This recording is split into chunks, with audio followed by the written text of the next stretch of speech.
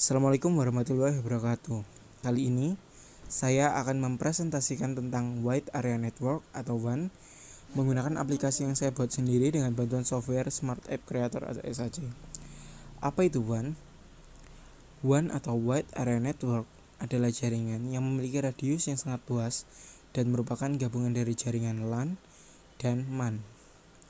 Ciri-ciri dari Wide Area Network: yang pertama, areanya yang sangat luas, koneksi yang menggunakan serial, biasanya melibatkan operator jaringan, dan adanya pertukaran data antar jaringan, serta berada pada layer fisik dan data link pada OSI layer. Fungsi dari WAN: yang pertama, menghubungkan jaringan LAN dan MAN dalam satu jaringan. Yang kedua, memudahkan dan mempercepat arus informasi dan komunikasi. Selanjutnya, meningkatkan efisiensi perpindahan arus informasi. Yang keempat, menghemat biaya operasional. Yang kelima, mencegah terjadinya miskomunikasi. Dan yang terakhir, mendukung operasional perusahaan multinasional ataupun internasional. Jenis-jenis WAN terbagi menjadi 3. Yang pertama, lease line, disebut juga dengan dedicated point to point, merupakan WAN yang tidak memerlukan proses call setup untuk mengirim data karena menggunakan mekanisme sinkronus serial. Yang kedua, circuit switching.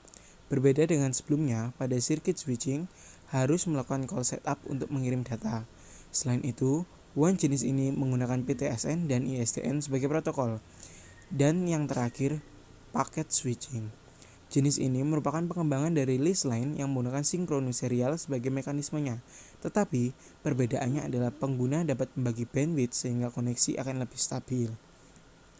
Protokol pada Wide Area Network. Yang pertama, HDLC atau High Level Data Link Control, bekerja pada data link layer yang berfungsi menetapkan metode enkapsulasi data pada sinkronus serial. Triple P, Point to Point Protocol, terletak pada data link layer dan dapat digunakan pada asinkronus dan sinkronus serial, berfungsi melakukan autentifikasi dan bersifat multi protokol. Triple P merupakan pengembangan SLIP atau Serial Line Interface Protocol yang menggunakan protokol TCP/IP. Yang ketiga, ISDN, Integrated Service Digital Network, bekerja pada layer fisikal, data link, dan network yang bekerja pada jaringan telepon. Protokol ini dapat membawa paket berupa teks, suara, gambar, dan video secara simultan. Yang keempat, X25, protokol yang dapat mendefinisikan hubungan antar terminal dengan paket switching. Komunikasi dilakukan secara analog, sehingga proses transfer harus mengikuti algoritma yang terdapat pada protokol ini. Koneksi dilakukan dengan sirkuit virtual yang terdapat jalur khusus pada jaringan publik untuk komunikasi antar protokol. Yang terakhir, frame relay, berguna untuk mengirim data pada jaringan publik yang menggunakan sirkuit virtual untuk jalur komunikasi. Protokol ini melakukan enkapsulasi data dan menggunakan DLCI atau Data Link Connection Identified untuk menandai koneksi antar user dengan router atau switch yang digunakan sebagai node. Konsep dari WAN. Yang pertama, koneksi WAN harus menggunakan perangkat yang berfungsi sebagai pusat layanan. Yang kedua, setiap jaringan LAN merupakan stasiun terminal yang dihubungkan dengan fasad untuk membentuk jaringan WAN. Yang ketiga, server terbesar terdapat pada stasiun hub yang berguna mengontrol komunikasi antar fasad. Dengan sistem kerja yang sama dengan LAN, hanya saja saat transfer data, terminal fasad akan menghubungi stasiun hub, kemudian stasiun hub akan menghubungi terminal fasad yang dituju. Jika transfer data berada dalam satu terminal fasad, maka hubungan ke stasiun hub tidak dilakukan. Keempat, selain data jaringan fasad juga dapat mentransfer video dan voice. Konfigurasi WAN juga memiliki bitrate yang tinggi untuk transmisi data dan tingkat kerahasiaan yang tinggi pula.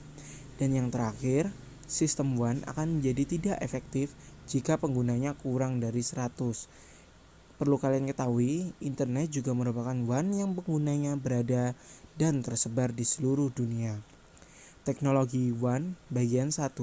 Yang pertama, PSTN atau Public Switch Telephone Network. Teknologi WAN yang menggunakan jaringan circuit switch yang berbasis dial-up dalam line telepon, di mana data komputer dikonversikan ke analog menggunakan modem dengan kecepatan maksimal 56 KB per second. Yang kedua, lease line, disebut juga dedicated line yang menggunakan koneksi langsung permanen antar perangkat dengan kualitas koneksi konstan. Yang ketiga, X25 mendefinisikan koneksi antar DDE dan DCE dalam setup dan maintain dalam public data dengan network dengan kecepatan maksimal 64 KB per second pada analog dan menggunakan frame sebagai variabel ukuran. Yang keempat, frame relay, komunikasi melalui line digital berkualitas tinggi. Yang kelima, ISDN atau Integrated Service Digital Network, mendefinisikan standar dalam line telepon analog untuk transmisi analog maupun digital dengan kecepatan maksimal ISDN BRI 128 KB per second dan ISDN PRI 2048 MB per second. Yang selanjutnya, ATM atau Asynchronous Transfer Mode, koneksi WAN dengan kecepatan maksimal hingga 155 MB per second bahkan 622 MB per second dapat mentransmisikan data secara simultan dengan digitized voice dan video baik melalui WAN atau LAN menggunakan sel berukuran 53 byte dengan kecepatan transfer hingga 1,2 GB yang tidak memerlukan error checking menggunakan media transmisi berupa koaksial, twisted pair atau fiber optic. Yang selanjutnya, DSL atau Digital Subscriber Line, penghantar data digital melalui kabel dengan jarak dekat dan jaringan telepon setempat. Teknologi WAN bagian 2, T1 Leased Line Digital, yang terdiri dari 24 saluran yang memberikan kecepatan hingga 1544 MB per second, sering digunakan untuk menghubungkan jaringan perusahaan dan ISP. Selanjutnya, E3 dan J3. E3 merupakan versi Eropa dengan kecepatan 34.368 MB per second, sedangkan J3 merupakan versi Jepang dengan kecepatan 34.064 MB per second. Yang selanjutnya, SONET atau Synchronous Optical Network merupakan standar kecepatan data digital untuk transmisi optik yang diusulkan oleh Bellcore yang tarif datanya dibagi dalam OSI tingkat. Kemudian VPN atau Virtual Private Network, jaringan yang memanfaatkan media komunikasi publik untuk menghubungkan beberapa jaringan lokal. Informasi di VPN akan melalui tunnel dalam jaringan publik, sehingga informasi lebih aman dan tidak mudah diretas. Selanjutnya, dan yang terakhir, microwave, LOS, dan satelit. Layanan ini dapat digunakan pada remote site yang tidak tersedia layanan WAN, dengan kecepatan koneksi satelit hingga 512 KB per second dan koneksi microwave line of sight hingga 52 MB per second. Peralatan WAN bagian 1, repeater, peralatan jaringan yang berfungsi untuk memperkuat sinyal pada jarak jauh dan bekerja pada lapisan physical layer. Yang kedua, hub. Peralatan ini juga berfungsi memperkuat sinyal, tetapi memiliki sejumlah port sehingga disebut sebagai multi-port repeater. Peralatan ini hanya mendukung mode half duplex karena hanya ada satu domain collision untuk semua port. Yang ketiga, bridge. Peralatan jaringan yang berfungsi untuk membagi satu jaringan menjadi dua segmen, bekerja dalam segmen data link sehingga mampu mengenal alamat MAC. Yang keempat, switch. Alat yang melakukan penjembatan tak tampak dan penghubung komputer pada area terbatas, bekerja pada layer data link dengan cara kerja sama seperti bridge dengan jumlah porta sehingga dinamakan jembatan panca porta. Yang kelima, router, peralatan jaringan yang memiliki kecerdasan tinggi dan mampu meneruskan data ke alamat tujuan yang berbeda, bekerja pada lapisan network dan meneruskan paket data berdasar alamat logika. Yang keenam, switch ATM, peralatan jaringan yang menggabungkan teknologi switching dan multiplexing dengan tujuan memindahkan berbagai jenis traffic dengan lebih efisien. Kemudian, modem, alat yang digunakan untuk mengubah sinyal informasi ke dalam sinyal pembawa dan memisahkan sinyal informasi dari sinyal pembawa. Dengan kata lain, modem membantu mengubah sinyal analog menjadi digital dan sebaliknya. Peralatan WAN bagian 2, CSU dan DSU, perangkat untuk menghubungkan perangkat terminal data DTE. CSU berguna untuk koneksi ke jaringan, sedangkan DSU berguna untuk mengelola antarmuka dengan DTE.